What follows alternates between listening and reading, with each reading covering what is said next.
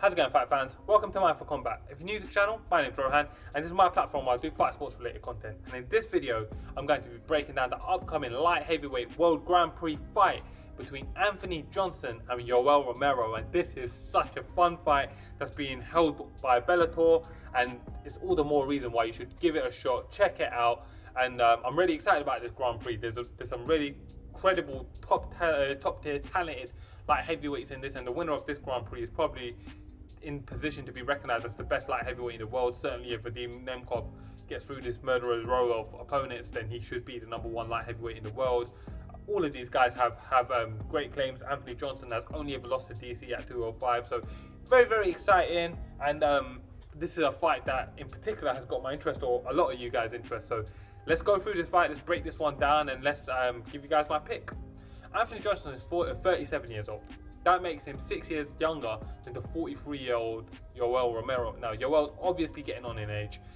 We're going to see him slowing down. In my opinion, we've already seen him slow down. I think he's lost a lot of that explosiveness that he had going back to his fight with Chris Weidman. And it makes sense when you consider how old he now is and how long he's been around in the game. He's fighting Anthony Johnson, who's no spring chicken, but he's had a bit of time off. He's come back. He's still only 37 years old, which, if he's taking care of himself, can still be his athletic prime. So this is a very fun fight, and a fight between two guys who still have a lot to offer. If you've looked at the most recent fights, Yoel, he may be on a losing streak, but he probably should have gotten the win over Robert Whittaker. He probably should have gotten the win over Paulo Costa. And the fight with Israel Adesanya, well, there was two losers there, really, weren't there? Or more, because I watched it, so I'm a loser too. Anthony Johnson has a professional record of 22 wins and 6 losses. Yoel Romero was 13-5. Both of these guys have fought for the UFC World Championship on multiple occasions. They've been around for a long time. I don't think experience is going to be a factor in this fight. Anthony Johnson stands at 6'2", which makes him a little bit taller than the 5'10" Yoel Romero, 3 inches to be exact. And I think that's actually quite incredible to think of when you consider that Anthony Johnson once fought at welterweight. That still blows my mind. Anthony Johnson has a 78-inch reach, which gives him a 5-inch reach advantage over Yoel Romero's 73-inch reach, which is interesting. And considering I think this fight is going to be fought on the feet, it's going to be interesting to see how Anthony Johnson uses that distance. To describe their styles, Anthony Johnson's a brawler with incredible, frightening knockout power in his hands. He can put any man to sleep. Anyone he hits, he can put them to sleep. And whilst he has some wrestling credentials, for some weird reason he decided to wrestle against Daniel Cormier. Where he shines is his stand-up and his ability to knock you out with both his hands and his feet. Yoel Romero is an incredibly explosive, exciting striker. He likes to have moments of silence where he kind of lulls you in, then explode on you. I would describe him as a wrestler. Obviously, he's an Olympic silver medalist in wrestling, but the fact of the matter remains that he hasn't really used his wrestling in years, really, effectively, especially. So I think Yoel Romero at this stage of his career, maybe his joints ain't what they used to be, and maybe he can't employ a wrestling heavy game plan, but I would describe him as a explosive striker as well, with the ability to wrestle if he wants, but I just don't see that he's going to. Anthony Johnson has an incredible resume dating back to his time at welterweight, where he beat the likes of Dan Hardy. He's obviously left the UFC, beat David Branch, he beat Andrei Arlovski, who's still a UFC heavyweight now. And then in the UFC's light heavyweight division, he upset Phil Davis, top former Bellator world champion as well now. And he obviously beat Little Nogueira, which was an incredible win at the time. He beat Ryan Bader, he knocked him out. He knocked out Alexander Gustafsson to silence the Swedish crowd, which was really sad at the time, actually. He's obviously knocked out Ryan Bader, Jimmy Manua, Glove Teixeira, current top UFC contender, who's 42 years old, so give that man some respect. So he's done it all, really. He's been around for a long time. He's beaten a lot of great guys, and he should be given some respect for that. He fights Yoel Romero, whose resume includes wins over the likes of Tim Kennedy. Of course, he's stopped Lyoto Machida. He stopped Luke Rockhold. He probably should have gotten one of those wins over Robert Whittaker. I gave him the second fight, definitely. He's beaten Jacare Souza. So Yoel Romero has a pretty good resume himself. Two very accomplished fighters. The biggest issue for Anthony Johnson coming into this fight is going to be his layoff and the mental lapse that he seemed to have against Daniel Cormier, where his corner was shouting, "Don't quit again, don't quit again." What does that tell us about Anthony Johnson, the guy who historically has quit a couple of times on himself?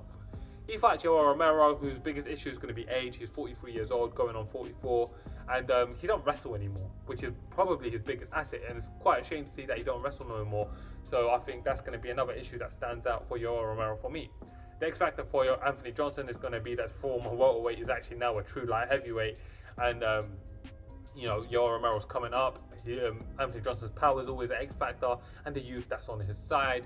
For Yoel Romero, his X factor and the big question is going to be his wrestling. Is he going to be using it in a fight against Anthony Johnson, who's showed himself to be susceptible to wrestling previously? Finally, let's get into the prediction. Now, this is a fight, as I mentioned, I think it's going to be handled on the feet. Whilst Yoel Romero is a great wrestler and has in his earlier career shown that he can take guys down and dominate them on the ground, this is a fighter who doesn't really tend to do that no more. Actually, he prefers to do stuff on the feet, where he likes to explode, get knockouts. Maybe he's fallen in love with his punching power, which he does have, but he's not going to be shooting. I don't think Anthony Johnson's going to be making the mistake he made against Daniel Cormier. I think he's going to be quite happy to enjoy his size, length advantage, keep his distance, and land his shots. On the feet, I think Anthony Johnson has more tools. I think his kicks are better. I think he's got better footwork, and I think even his boxing is better. I think Yoel Romero has got good boxing. His brother is obviously Joan Pablo Hernandez, the former cruiserweight great, who unfortunately lost his comeback fight, but yeah, I'm still sad about that. But anyways, I think Anthony Johnson is a better boxer and better kicker than Yoel Romero. I think if Yoel Romero has an advantage on the feet, it's probably going to be in those explosions where Anthony Johnson ain't going to predict that he's going to explode on him. Maybe he'll lull him into a false sense of security. And at the end of the day, Yoel Romero has been a lot more active than Anthony Johnson has coming into this fight, and that might pay a huge difference in this fight. With that said, I think Anthony Johnson has enough tools at this stage, even with the layoff at 37 years old, to win a striking match with Yoel Romero, who for some reason refuses to wrestle. And with that being the case, I think that Anthony Johnson is going to outstrike him. I don't think he'll knock him out. Maybe later, towards the end of the round, he may actually be able to hurt Yoel Romero and hurt him and finish him. But I think as Yoel Romero wears down, and he certainly does wear down, and he wears down more than Anthony Johnson, I think Anthony Johnson is going to be able to get the win. So fight fans, for my official prediction, I'm going with Anthony Johnson for the win to progress in Bellator's lightweight Grand Prix and fight Vadim Nemkov in what's going to be an incredible fight. Anyways, guys, if you're new here, why don't you guys comment below, let me know how you see this fight going.